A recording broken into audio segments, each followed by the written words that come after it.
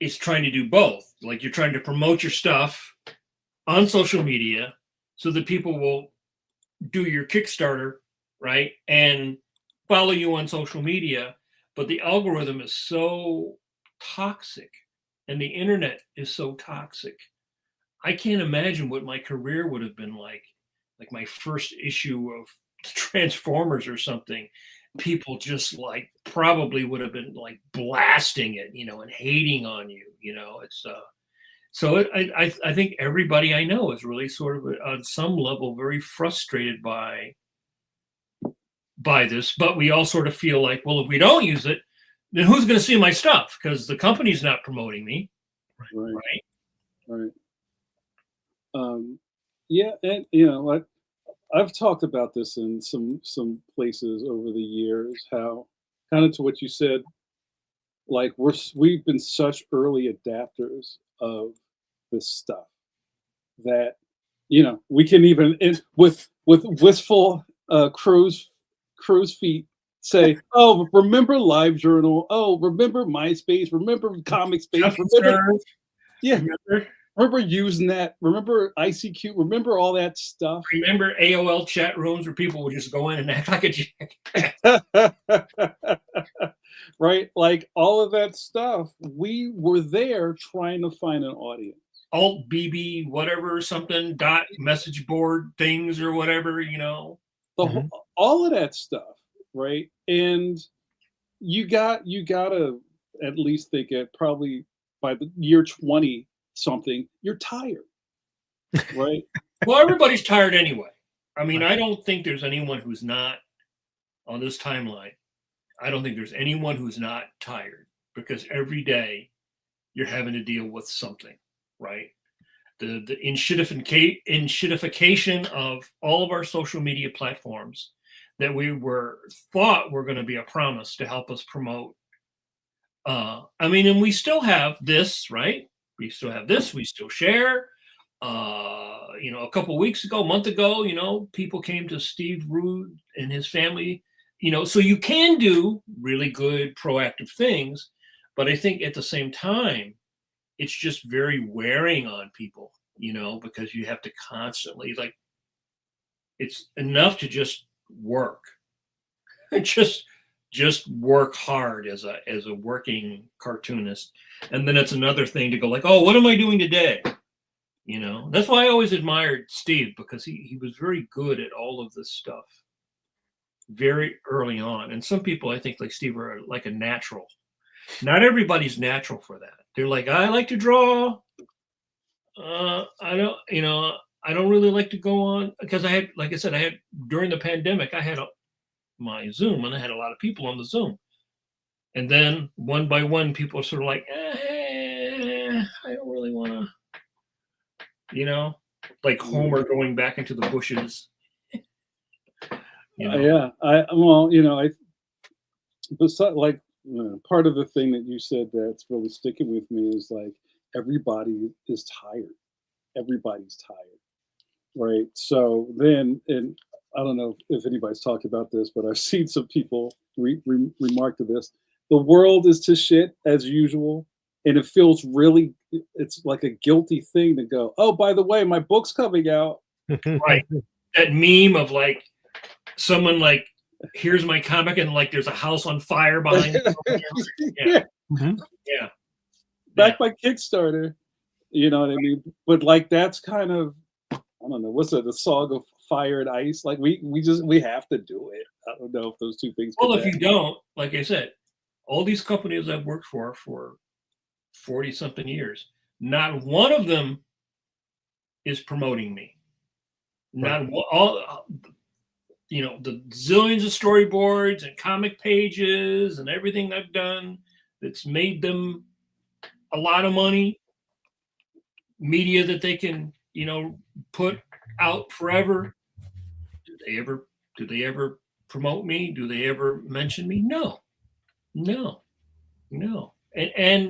And the frustrating thing, I think, for the young people is they won't even get to that point, because you're not going to have a 40-year career ever on anything now. You're going to get 6 episodes, you You're going to get 4 or 5 issues, reset. You got to go find another gig. So, you know, it is definitely a very, you know, you got to spin more. You got to spin more, juggle more balls now. Definitely, you know. Yeah. I was just thinking while you're saying that, Mike, about I'm pretty certain there's not going to be another The Simpsons that's been on TV for 40 years or 35 years, however long The Simpsons been on, right? And just think about those, like some of the lifers that have been attached to that property, and the animation. And I'm sure they're clinging on now because they probably figure if I ain't working on The Simpsons, who knows when I'm going to get another job. I mean, I know people this week that went and got retail jobs that used to have animation jobs. Mm-hmm. Mm-hmm. Yeah. Mm-hmm. And they're not 20. Right. Right. Yeah. I've seen a couple of cases of that. And I mean, I don't know. We could go down a whole other road with that. Yeah. Steve, you got something to say? I feel like you've been short-circuited by the computers today. No, I feel that. I feel what you're saying. My heart goes out to everybody. I think it used to be like, oh, it's tough for new people. Oh, now it's tough for everybody. And yeah, I mean, like Mike said, some of us have a leg up for having established ourselves. But this promise of the internet of being this free place for everybody to do whatever they want became this kind of monetized free for all and harvesting our data, and it kind of awful. But what I saw from a video of there's a guy named Matt Colville who has a gaming company, MCDM. He's a heck of a game designer and a wonderful YouTuber as well, great presence online. And he was talking about his community being something that's curated and policed by moderators. And that moderation seems to be the key nowadays, human moderation. So we can't even trust the algorithms to police these environments anymore. We can't trust the algorithm to do anything. So kind of like being a guest on our show, it's curated. Being a guest at FPX in some ways is curated. There's a lottery, sure, but these kind of communities, does that create is that going to reintroduce a whole new gatekeeping system? I don't know how we navigate out of this, and I don't know how we bring as many people as possible to the promised land. Well, the other thing is that, like I said in my reply to Carla, is that all rivers don't flow into the same ocean, right? It used to be when fandom was pre-internet, you had your subsections, you had sort of your sci-fi, and you had your Star Wars versus your Star Trek versus your fantasy versus your Burroughs versus your Tolkien or whatever. But all things kind of flowed into the general pond of fandom. But now I think it's really to the point where it's like young people that read Jamar's book will never read my material. They just that's just like there's no way to get from that river to where I am. And it seems more like so young people have to find your tribe and then see if that tribe will support you, because not all tribes are supportive. Artists are traditionally very bad at supporting each other. In small groups, yes. The larger the group is, the less supportive they are. The more fractious it becomes. And I noticed that. I mean, you can go through any art movement, through art history. It lasts about 5 to 7 years before somebody goes and does something and everybody goes, that guy sold out. Right. So I think the people coming along today, we can't even predict what the internet's going to be like in 5 years, right? So you're 15 and you decide you want to do this. By the time you're doing it and you're out of high school and maybe you go to college or maybe you don't, and you start producing stuff, you start producing enough volume of a work consistently that people can recognize it, the whole internet will have changed. Yeah, I do think there are consistent things. I mean, if I don't want to end this on a downer note. I want to make sure that people realize that there are paths they can take. Like you said, Mike, building up a library of quality content. Just keep making stuff and building up a library and having a home online, whether it's having your own website, it absolutely should, and having that mailing list. Those are the main things that I think will be evergreen, regardless of how the apps go. Regardless of, you hope some other, Blue Sky or something like that, or some other thing could pop in and take over, and not take over, but create some sort of new place for people to go. But until that happens, or if it's going to be just, a small community here, a small community there, I've been thinking about creating another community online. But the big problem is going to be, just keeping the hucksters, the shills out, keep the fighting from happening. It's a nightmare. That whole element of, just requiring moderation and having to be able to be a jerk, kind of. That's almost every community requires having a jerk who's going to cut someone's mic or put them on timeout. You guys know that I've done that. I had a group that started on Yahoo before 9/11. Yeah. And it was all professionals, and it was an invitation only. And there were a few jerks that had to get cut, and I had very few rules.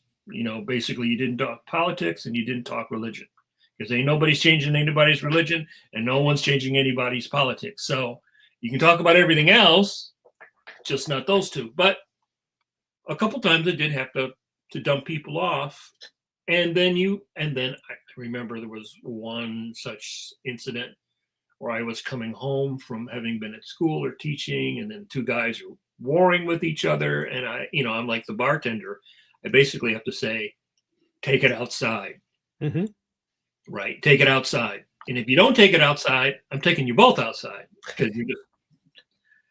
But do you want to have to do that, right? Right, You want to right. draw, and you want to share your art, you want to share your community, you want to share your craft. Do you want to have to be like butting people's heads together or kicking people out or like putting out fires every day? You kind of have to. Like, right. You have to. You just have to, right? And it's almost like there are people who almost professionally just want to pull at the frayed part of the sweater, Mm-hmm. Yep. until they get a good line and just start ripping it. It's just like, you can't be here. You gotta go. And if it happens and you let it go, then there's some sort of like respect loss. Like they're kind of waiting for it to happen. See, I told you, he Right. couldn't control this place. Like I knew people who would come home from work, go on the AOL chat rooms in the old days, and just be a jerk. And they just loved going on and just like scrolling with people. That was their Mhm. thing. They loved capping on people or having arguments or calling people names. There's just a certain Ball tappers. there's just a certain type of person who will like get on the elevator on the third floor, fart, and get off on the fourth floor. That's their personality. You know what I mean? And if you don't, and if you kick them off, then you're the bad guy. Yeah. Why? Then they're suddenly free speech advocates. I Yeah. thought you were going to say they hit all the buttons in the elevator and get off, but farting is a lot more apropos. So yeah, guys. So this has been a weird live so far. We had a lot of false starts. My tech is acting up. Steve's tech is acting up. I think I put the wrong YouTube stream on the thing. So people were like, "Yo, where's the stream? My bad." It's one of those nights. It's one of those nights. Well, So- isn't it Mars in retrograde or something like that? It's March and Mars is in I retrograde. think so. I think this is the age of Aquarius or something like that. I'm not exactly sure. Blue moons and all that kind of stuff. Burn some sage in your. I gotta sage this place. So I'm hoping that we can, I don't know, maybe salvage what's left of our programming time. Let me get even my screen doesn't work. What's going on?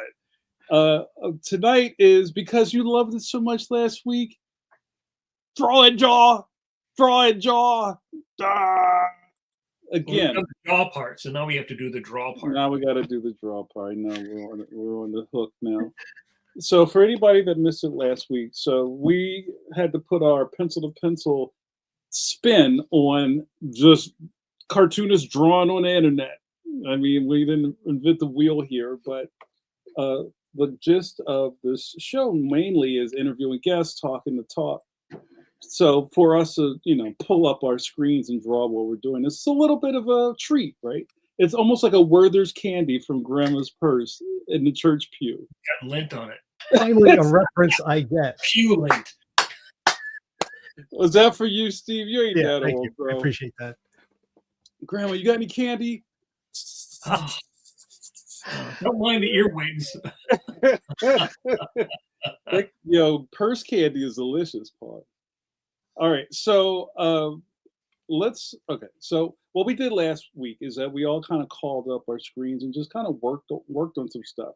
Mike, you finished your piece from last week and put it on the internet, didn't you not? Yeah, I put it on my Facebook and on my Instagram and also on my Blue Sky. Yeah, I've just not done anything with Blue Sky. You didn't finish yours? No, I mean I have it. I just don't. Going back to being tired. Oh, I hope I draw something tonight because I'm about to get on a roll. Just kind of like the modifying and the switching of these channels so much. Even when we had the Comic Lab guys when they're talking about, like Brad had data about how long the shittification process takes before it kicks in with something. And it's almost like it kind of takes away from the pleasure of it when you know what's going to crash and burn eventually. You know what I mean? So with that in the back of my mind, like my social media output's been really different the last 2 years. Like I hardly post, So, but anyway, I'm getting one of the things. Well, why is that? Are you because you're working on the books and you don't have time, or? Yeah, you know what? It's kind of like, and to my case, it's I was one of those people that had an early online community. And there's people that float around the JNN, JAMAR Nicholas Network, from that era, who are now like, rich and famous and don't return my texts. And, so like I had that moment of cultivating something, creating community. I kind of do that with my Patreon. My Patreon is the same thing without, the superstar egos involved. And I like it a lot. And I've said this before, Mike, when we're talking about Patreon, I'd rather put my energy into this group of people that want to communicate with me versus just kind of like putting things out into the world. As the way I'm programmed is, I think like the dopamine drip for me is like getting the like or getting the heart or getting somebody to respond to the thing and say, hey, that was great. And that's just going to throw me off course because I'm then creating content. I'm just making content for somebody to react to, and that's not moving my needle really. You don't like likes? Dang. No, I love likes. That's the problem. Mm-hmm. But I don't want to just draw shit just to do it.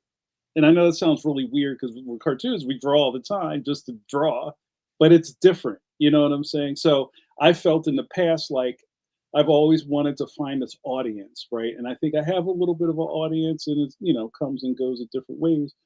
But the Patreon for me works really specifically that I know these people want what I'm giving them. Well, right, they're going there because they got to go there, right? Right.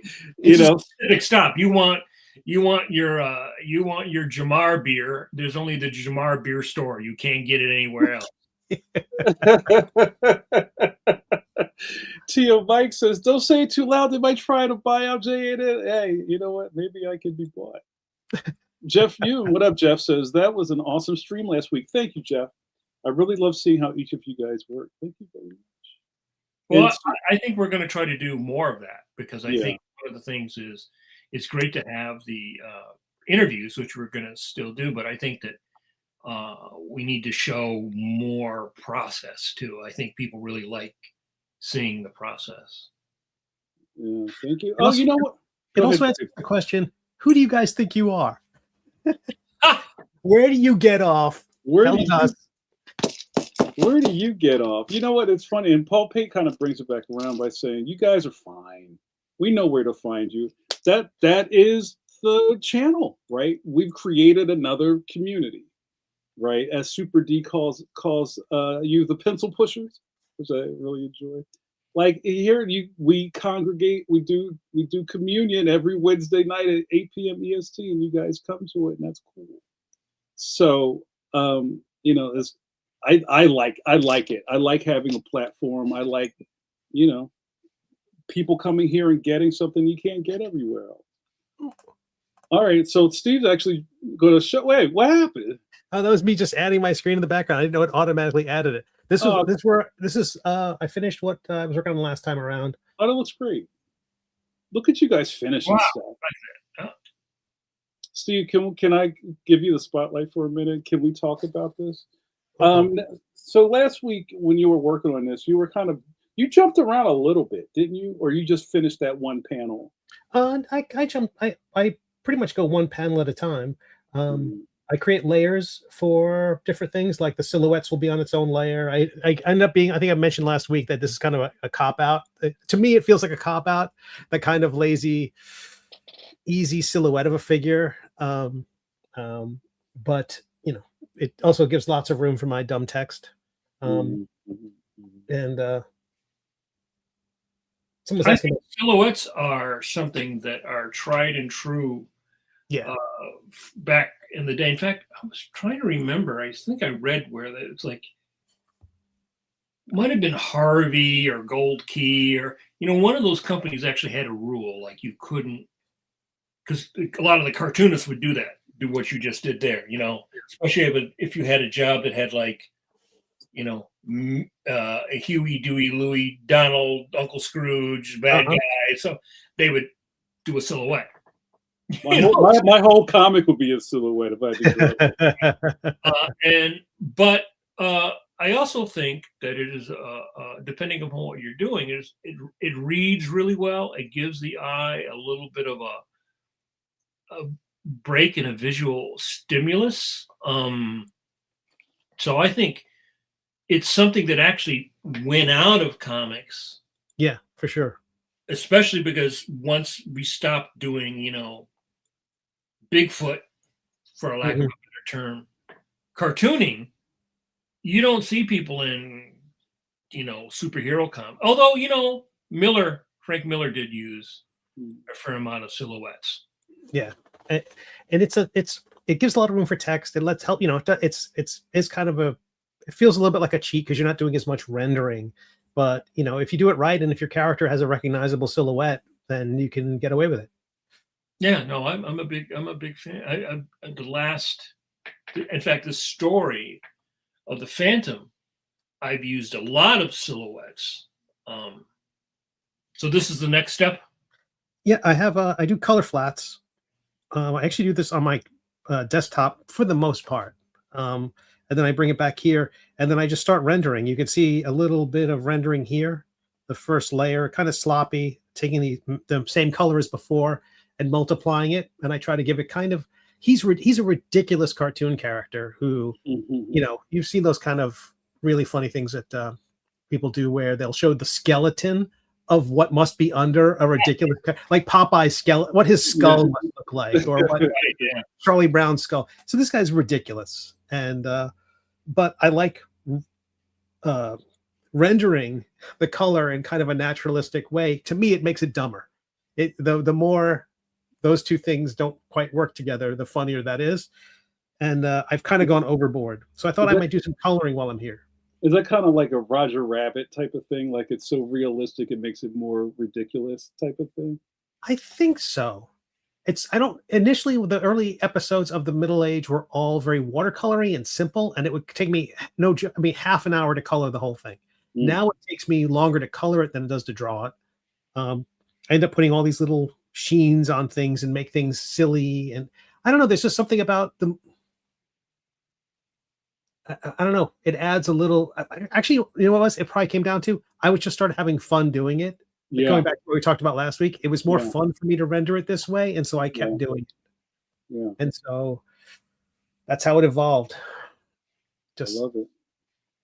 Yeah. So you have a color palette that you can refer to, like you have swatches of like your characters. yeah, the basic eye color, the basic skin color for this character, the color of the hilt of the sword, the blades of the sword. It is fairly flat. A trick I did very early on was I did something. I would create a layer called color splash, which I really can't do in this given scene because of how silly it is. But I would create a layer above it all with a big watercolor brush. I would just brush this in on top, and you can't see it because all it is doing is applying color. I can kind of see. Sorry, I should do this color. So it won't affect anything that doesn't have color, but suddenly you'd see little bits of reflected blue light in things, Right. almost like an underpainting, and apply it to. But currently in this scenario, as I mentioned last week, he's wearing a costume that is meant to be invisible to dragons. So it's pure black and white. So magically it's black and white. So it's dumb. That's like my favorite scene in Popeye, which is an underrated film, the Robert Altman Popeye, the Robert Williams. Sure. Where Popeye and Olive just find Sweet Pea and they go back to the house and Bluto they open the door, Bluto's standing there and he's so mad he's seeing red and he blinks and the next scene is them wearing red in the doorway. I love that. You know what I mean? It's just kind of like, anyway, that's my favorite part of Popeye. Continue. No. So all I do is I add basically glazes of color on top and build up shadows and then highlights. And I do that for each piece of the costume and the coloring. But I'm happy to remove me from the screen. No, not yet. No. I'm not done. So with your coloring process, are you kind of using do you have like a wet brush that you do that with? Or you said you want a lot of multiplying, right? Or are you just kind of laying it on top of itself? Or playing with the sliders or anything like that? I use a watercolor brush, kind of what was the standard watercolor brush that came with Procreate, and I've tweaked it a little bit. Okay. And I will create a layer on top and set my brush to multiply and just paint on top. So it just intensifies the color. And then later on, I add things like red for the cheeks and the nose and the ears. Yeah. The lips. Because you like a nice red nose. I do. That kind of glint on the end of the nose, that kind of almost like a little bit of a drunken cartoonish nose. But I like that red. I don't know. I started doing it early in this comic strip and just made, again, the only metric is it funny? And then beyond that, I really don't have anything that tells me what to do. Your W.C. Fields nose. And the shape of the character came from one, I wanted to have an iconic silhouette. So those silhouette scenes do work, but kind of grew out of our buddy Mike Waringo. I was working on a paintball comic strip because I was playing paintball for a couple of years there, and I thought, this is a good subject to make jokes about. And I thought it'd be easy to get sponsorship. Yeah.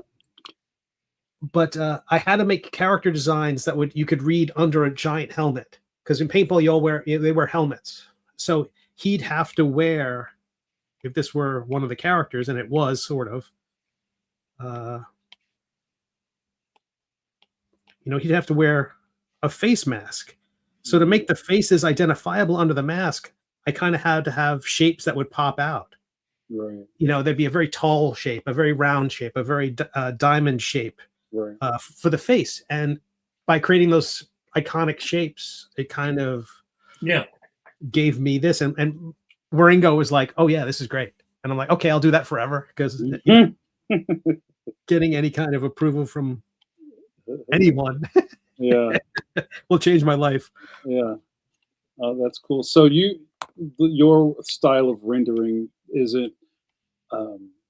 This is I'm kind of telling myself because I answer my own question. But people who do shading or rendering using the lasso tool, or things like that. Like they're just kind of Sure. cutting. You're basically cutting into the figure with blocking out color. So Yeah, and I like that. I do like that approach. I just don't do it for this. And once I went down this path, and since it's essentially a 400-page story, I'm stuck with it. But if it's a Right. freelance project or anything else I'm doing, I stick with that. I like nice flat colors for the most part. Right. That's very neat. Cool. Thanks for sharing, Stone Cold Steve. So now, when you do the background, Uh-huh. will there be much background in this particular strip, or? Not really. I mean, he has the staircase he's going up. The scene's been established in the previous episodes, and the word balloons are going to be fairly large. I might move some of the debris that I have here, but he says something. Back up a little bit. He says something. The sword says something, and then these guys don't have a tail to their word balloon, so they're just going to kind of come in and then say something here. So a lot of this space will be taken up with word balloons. So I don't invest too much time in the background if that's the case. And same thing with this panel. I think it's going to be. So the more I jaw, the less I have to draw, as it were. Yeah, and we all know that Steve knows his way around a background. You used to do really, really lush work. And this is all in Procreate. That's silly to me. Could you reproduce that if you were using like Clip or Photoshop, do you think? I bet they're all pretending to be, watercolor at the end of the day. I wish I could recreate it in watercolor. That would be that'd be money in the bank, but I'm stuck using the digital tools. Steve, Ben Shaw just gave you some pro tips. Huh. Use the same red around the ears as well. Those areas flush first on the face. Same with the cheeks. Thanks, Ben Shaw. Yeah, 100%. I put it on the ears, the cheeks, the lips, and definitely on the nose. Kind of the nose is the strongest one, and then red is like the ears are secondary, and the cheeks very little. Too much on the cheeks starts looking Raggedy Ann and Andy. But I also put it on the hands, like knuckles and things like that, if they're exposed. I think basically anywhere where there's less skin between the bone. There's less fat between or muscle between the bone and the skin. But yeah, Ben, we're on the same page. And from studying portrait painting, the red of the ears and the nose and the mouth are not the same red. Go on. The red, the capillaries in your ear are, you have more capillaries like in your nose and around your mouth. So, and then some people have rosier cheeks, but you could have probably a cooler red on the ears, warmer red on the cheeks, and maybe even warmer red on the mouth. When I was taking portrait painting, you may even be able to look this up, and I'm sure there's probably a chart. But one of the mistakes people make is they go, "Oh, I'm going to make the ears and the nose. Anything that's red is going to be the same red."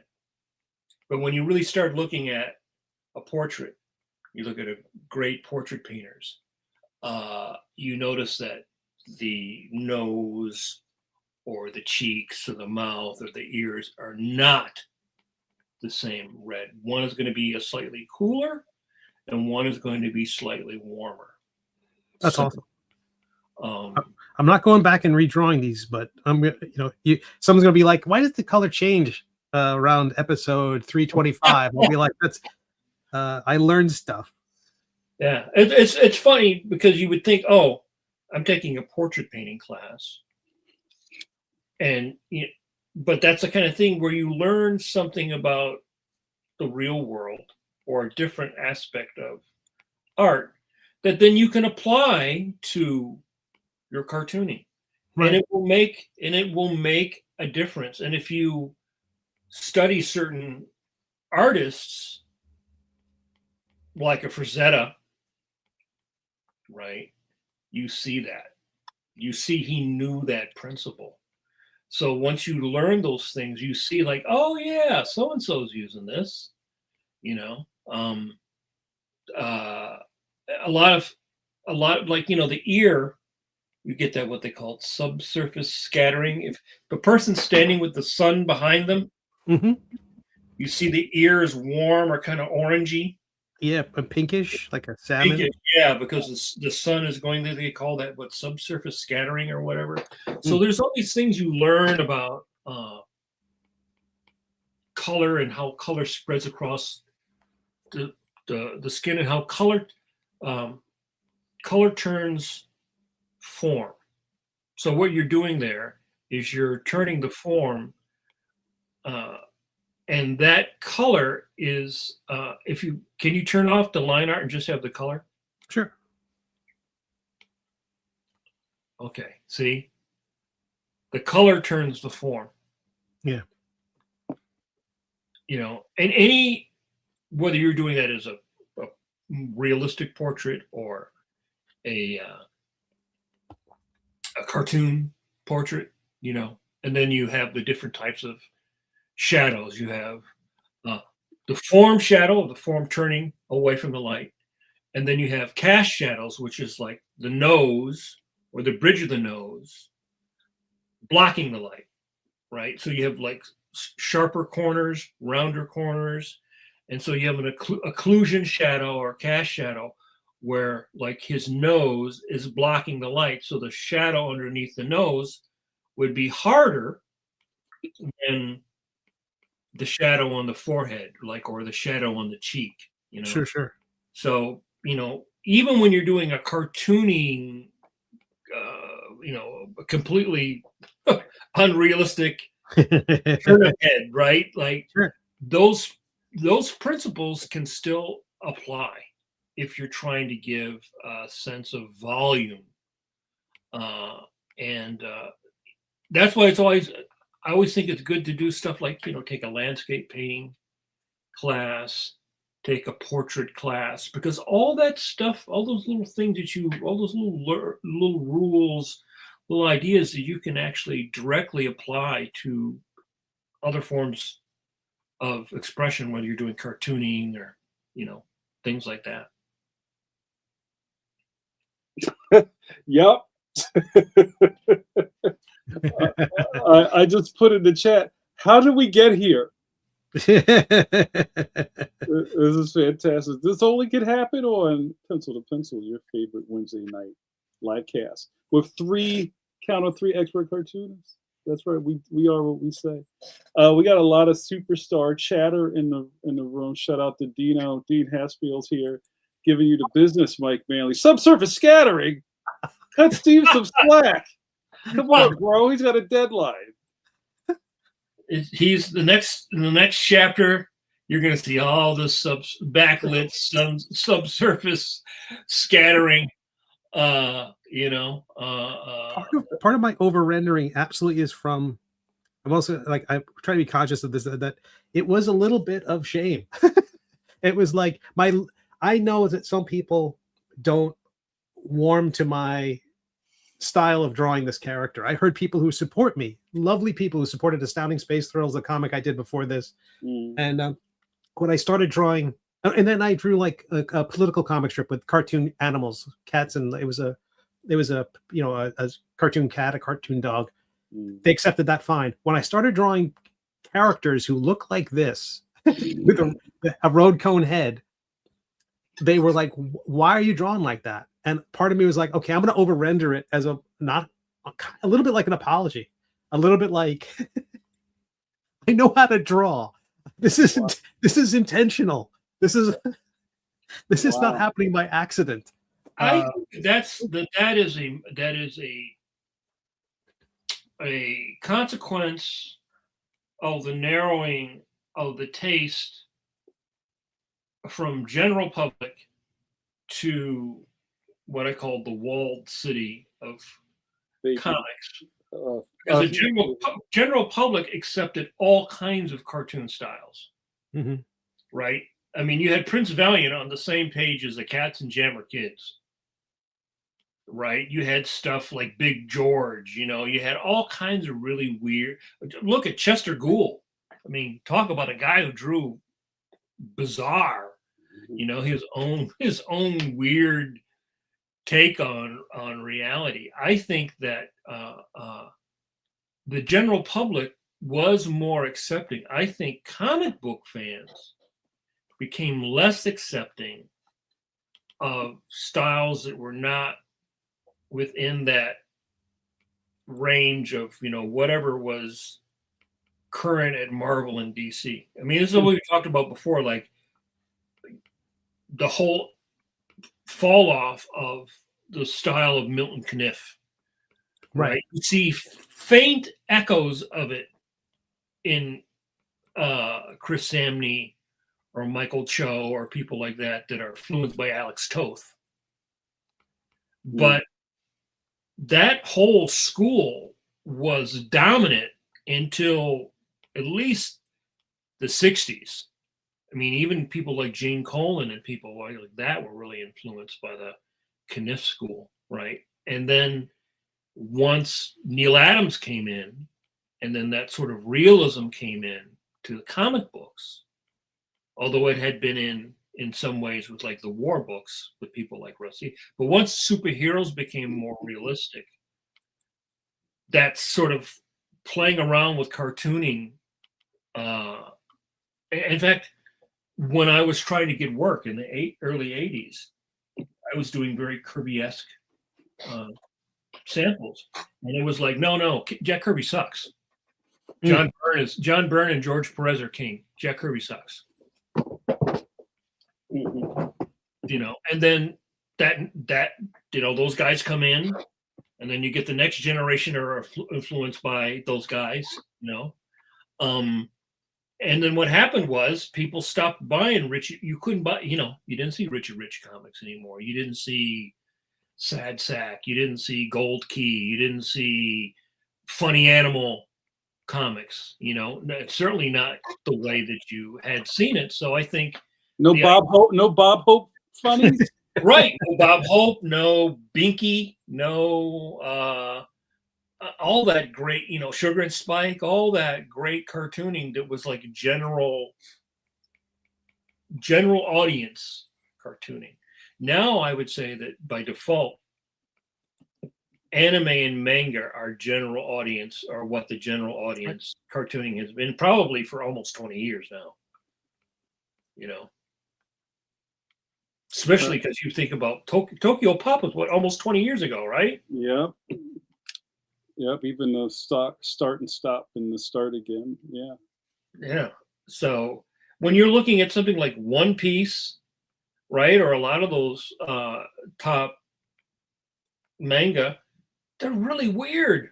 I mean, the characters have really bizarre proportions, but the fans don't have any problem with that.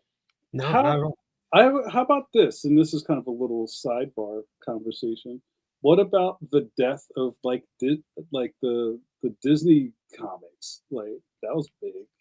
Only in the States though, because in Europe, you know, in Europe, in Mexico, they have fantastic. Was that guy what, Paco Rodriguez and all these? I mean, just amazing. I follow. So if you go to my Instagram and you go to the people that I follow, you will see a ton of amazing European, South American artists and Disney adjacent artists that do fantastic cartooning. Paco Rodriguez is amazing. Yeah, and they're still popular today, but they just don't do them in the United States because comic book fans in the United States, the walled city does not want Disney comics, which is so weird to me. But, you know, Disney stopped. I worked on the Disney Adventures magazine. Yeah. and they were still, I heard they were still selling close to 1 million copies. Wow. It was not enough money for them, so they said, fuck it, we're done. Pull the plug. That's crazy. Every supermarket you went into, it was right there next to the TV Guide and all the other stuff. And the Archie. Yeah. Yep. Yep.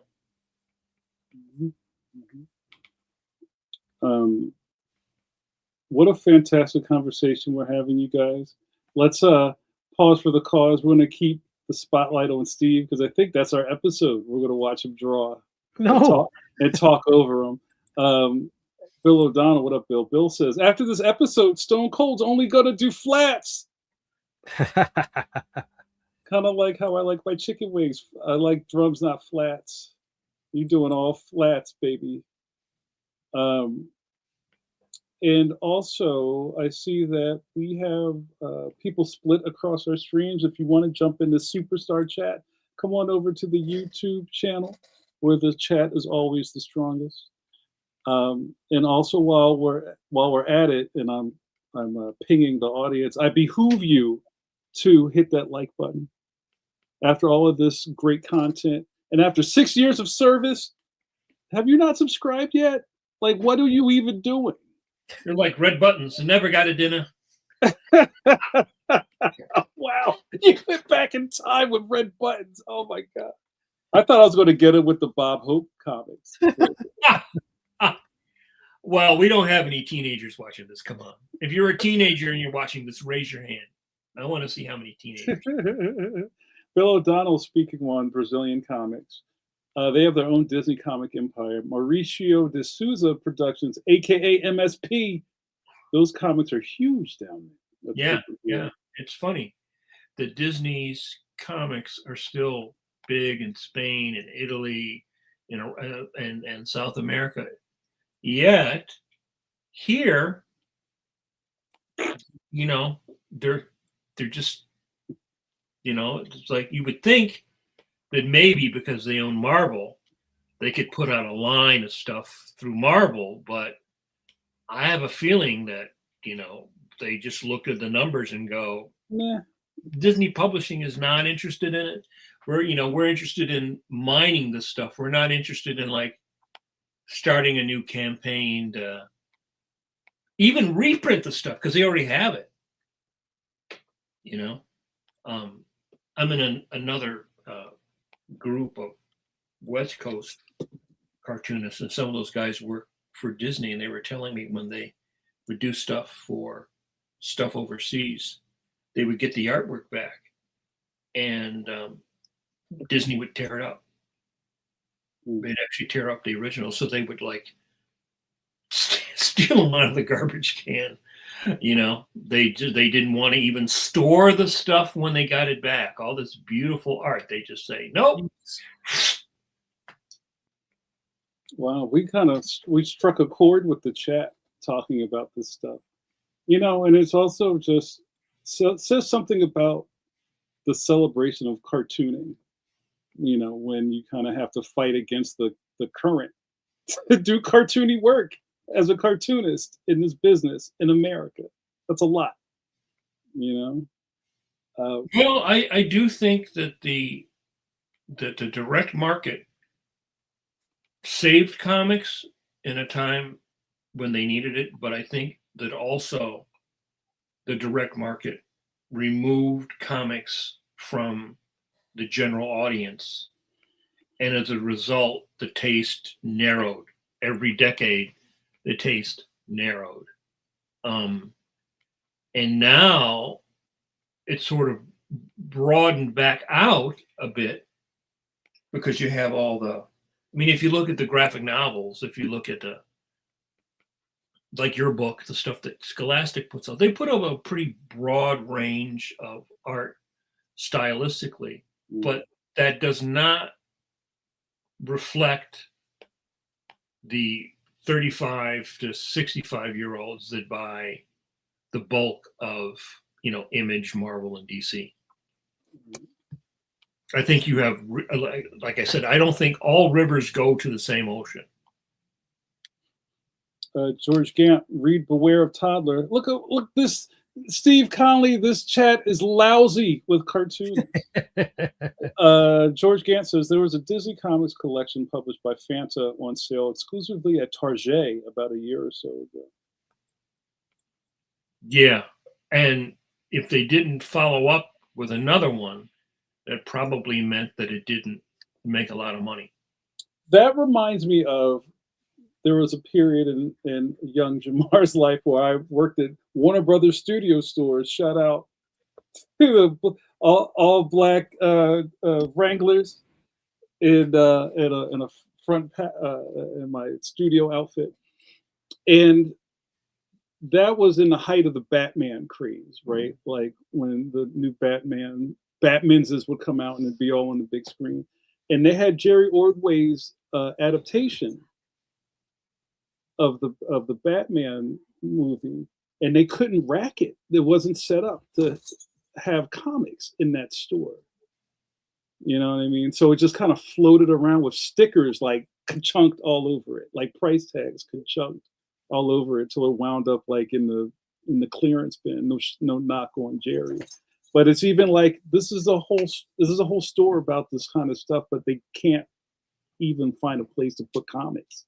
Well, that's because both the Disney store and the Warner Brothers store have to generate a price point per square foot. Comic books are too inexpensive compared to putting a T-shirt there. Mm-hmm. Right? A T-shirt with Tweety on it, they probably get, $20. Right? You put a floppy there, what are you going to get? $3? Right? And the kids are going to bend the shit up out of it. You know what I mean? It's going to be all over the floor. And there's a lot of weird things we've talked about before that comic fans don't, when you start out, you just read anything when you're a little kid and you don't care whether it's crinkled or whatever. But no one's going to go into that store and probably buy enough. They could put the whole DC line in there, right? I mean, it's Warner Brothers, right? They could obviously do that, but it was a very conscious decision to put Tweety Bird and Foghorn Leghorn and all that other stuff, because they made more money per square foot than you would on any comic book, right? And nobody's going to spend $30 on a comic book. They'll spend $30 on a pullover. Right. Right. But they're not. But when people look at a comic book, they go, comic book is 10 cents. Oh, no. This is a nice comic book. We got a nice, nice cover, beautiful coloring, blah, blah, blah, 30 pages. Is this $30? And they're like, no, I'm not spending $30 on a comic book. Now, this Tweety Bird eating a fucking hot dog and wearing a Phillies hat, shit, I'll buy the shit out of that. I'll buy that underneath the L right. in my neighborhood. Right. So for my man in front of the bodega. I'll buy right. it for so there was a lot of comics didn't transition to the slicks, right? And it would have taken money and it would have taken a lot of thought to do that in the right way. You're going to build out a market. So it's like any corporation that decides that they're going to spend money to do a new product line takes time, spends money, spends millions of dollars to the comic companies are not in the business to spend $1 million to sell stuff. There's not big budgets for that, and especially now, right? So, yeah. It's weird because you would think kids would naturally probably like a Mickey Mouse comic. Kids would probably naturally like Funny Animal, Bright. They would probably like a Bluey comic or whatever's on TV. Like Dexter's Lab or Powerpuff Girls. And they did have those comics, but I don't think most kids ever saw those comics. Mm-hmm. They were never big sellers, and probably the thing, Powerpuff and SpongeBob are huge. They made, they made especially SpongeBob made billions of dollars. Like you go bed, I used to call Bed Bath and Beyond Bed Bath and SpongeBob, because you go into Bed Bath and Beyond, it was like SpongeBob was on everything. Right. But you never saw a comic book in those places. You would see a oven mitt, or a salt shaker, or cookie container, or a bread container, or something have SpongeBob on it or whatever. But well, doesn't it? I mean, and it's not like there aren't fans that are wishing that this stuff existed. It's kind of like, we're trying to figure out why it doesn't. And we, that's part of the education, the edutainment part of the show, is where, Mike knows where a lot of this stuff comes from. But it reminds me of that age-old thing, especially when the superhero movies started getting so popular. It's like, and we know the answer, maybe we'll say it. How come when I go into the lobby of the movies, there's not an Iron Man comic book waiting for me? How come these movies don't support the material that they're based off of? But we all know how concession works, and that's where the money comes from. Right. These two things have nothing to do with each other. Go ahead, Mike. Well, imagine, right? So most movie places pop their popcorn off-site, truck the popcorn in bags, pop some fresh to mix in. So they make a lot of money, because you pop in bulk popcorn. It's probably super cheap, right? And then you buy it. And how much is a popcorn? Probably like $10 now, right? It's not cheap, right? So very low maintenance, very low management, right? People come in, get their shit, go sit down, leave. There's no funneling people back through the gift shop, right? So there's a lot of, you would think, yes, logically, I'm going to go see Captain America or Spider-Man. Here's a Spider-Man comic, maybe a comic that tied into the movie, but again, you'd have to work out, how are you going to what would the price point be? Are people going to buy it before and then take it into the movie? Or are they going to buy it when they leave? Right. What does it cost? What do we do with it after it's over? Right. All that stuff. Right. And what are you, and then who's getting the bulk of the money? Mm-hmm. Right. It's not like Free Comic Book Day. Right. And just not going to be printing up free Spider-Man comics so people can just have a Spider-Man comic, and then a thing that says, hey, go to your local, go to Captain Blue Hen, right? Or go to your local comic book store if you like this comic. Here's the other. Right. I'm not saying you couldn't do it, but you'd have to spend a lot of money to do it. And people who make six-figure incomes don't want to approve something like that, because that might be the last thing that they approved before they got fired. Right. That reminds me of, I think when we went to see Spider-Verse, is that the first Spider-Man? Whatever the first animated Spider-Man was called, Into the John, whatever it was called. And they had, like, you're starting to see more things that are connected to the franchises, but they're not comics, they're collectibles. And I guess a comic is a collect. You know what I mean? There's like a Funko Pop head. There's a Galactus head. Right. Or there's like a bubble blower that's like Miles Morales' neck or something like that. You know what I mean? But it's not exactly a comic book. And I think, again, while we're talking about this, what I find so interesting is that people are mystified by why 1 + 1 don't equal 2, but there's a lot of static in between, like Mike's talking about. I have some of those Star Wars, what is it, train choppers that came, from back in the day. All right, those are easier to make.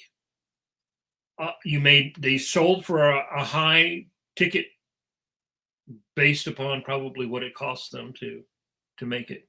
It's just a better it's just a better deal. It's just a better deal. The part of the problem with comic books is that they're too cheap, but also too expensive.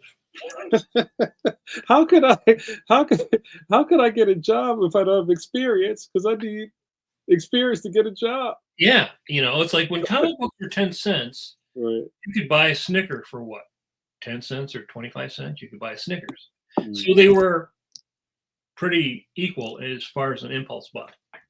Mhm. And now I don't know what a Snickers is because I don't eat Snickers, but I'm imagining a candy bar might be $2. How much is a candy bar these days? Is it like $1.75 or something?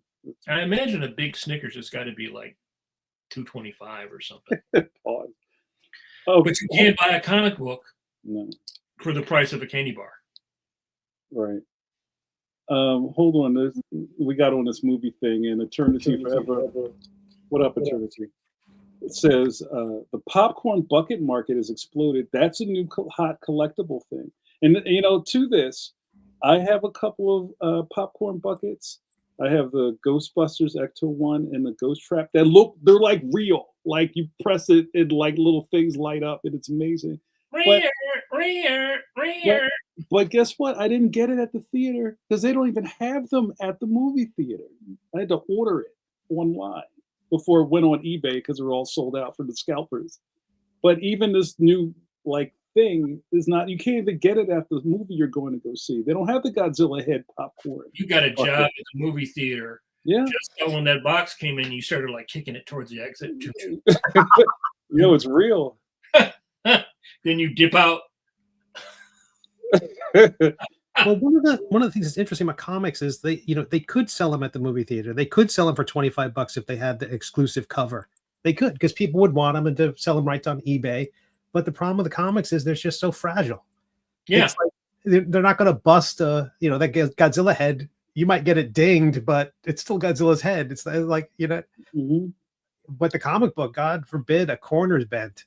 It's worthless. Mm-hmm. Bill O'Donnell says the Galactus popcorn bucket, which I never saw. I didn't see Fantastic Four, so I can't say much. Was straight up $80 directly from AMC. It was enormous and lit up. Never hit the theaters. You had to buy it online, and that stuff sold out immediately. I'll try to see if there's anything else in here. Oh, there's an actual question in here, you guys. Grendel, what up, Grendel from YouTube says, you guys think comics will eventually change their access model to how it was, meaning comics available outside of specialty shops? I guess like direct market distribution, but like newsstands and other markets. What's the future of the industry? Oh, that's a big question, Grendel. But even just you look at the implosion of Diamond the last 2 years. And kind of people still picking up the pieces from that. The newsstand, I think the newsstand model is way too archaic at this point. How many people live close to a place you could actually go and buy a magazine? Where can you go buy a magazine? They don't sell them at the CVS anymore. No. If they do, it's real small. There's not even an aisle for it anymore. It's like every place Time magazine celebrates Elvis. That's all you're going to find there. Right. I mean, every supermarket used to have a magazine section and some paperbacks. Right. Now, even the CBS, the one by me, used to have magazines and used to have paperbacks. Mm-hmm. The paperbacks are the first thing to go. And it used to be like an aisle. Mm-hmm. The last time I was in the CVS and even walked down that way, there were that section that used to be a whole aisle was a quarter of what it used to be, right? And it was all like car and track and guns and ammo, home and garden or stuff, just something that a guy who likes cars. People who like plants, it was, the nothing in there. No Mad Magazine, no coloring books, nothing like that. You know, nothing like that. So you're not going to see any comic books in there. You're not going to see anything like that. No, that era is gone. What would have to happen is the secondary market, which is also really died out because a lot of the comic book stores used to make money with back issues. And before everybody was slabbing everything, right?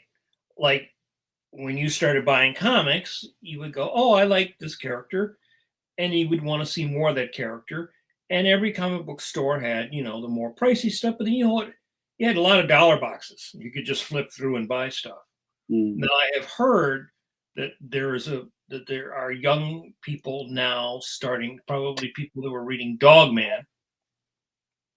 Maybe they're 13 now.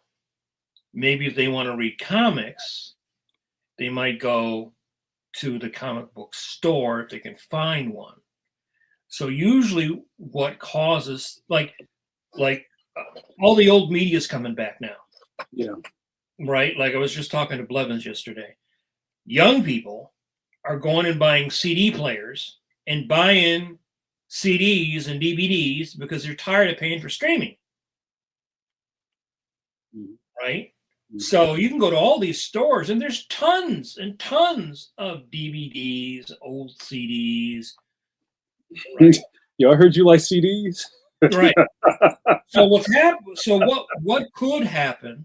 Although I still think it's unlikely, but it could happen that if you had a underground movement of people who liked going and hunting and reading old comic books, then that might lead to, it's like people go to thrift stores, right? And sometimes you can get a bargain, and then sometimes you get jerks like on South Street who have a thrift store, and then anything in there is worth $1 million, right? But I don't think that there's ever going to be a newsstand again because there are no magazines, very few magazines, and it's just not the kind of business that I think could come back. The guy that bought that bought Barnes and Nobles, the guy from England who runs a bunch of bookstores in England, has been able to sort of save them from many that are like really old from going out of business. So if you want to read up on that, there have been a bunch of articles on that published recently. But it's a different demographic because a person who's going to go in and buy a book and read a book are people who like to read. And that is a different clientele. Yeah. And I'm glad you brought that up because kind of being in the woods that I am, you hear from people outside the circle that, oh, kids don't read. No, kids read. Somebody's buying these Dogman books. Kids read. Kids like to read what they like. But also, to Mike's point, you have to kind of, if you don't, it's rare. You have to come from a family that reads. Oh, yeah. And that's like, it's amazing to me to be at places where a family will come in and go, all right, honey, pick out the books for your birthday. And they're like, yay. And they, you know what I mean? Like, that's a special type of kid. Uh-huh. You know what I mean? And they don't have to be weirdos. It's just, that's your home culture, that we're readers in this house. And I think that's dope. But, it's not necessarily true that everybody just wants to play 2K or Fortnite. Some kids balance it out and like to read or have reading. Well, reading some time. parents limit to that too. They're like, there's a limit. Yeah. You can't play Fortnite, every moment that you're not you're not in school or something. So I don't know. Yeah. So Ben Shaw says, this is cool. My son loves Dogman and does not like traditional printed comics.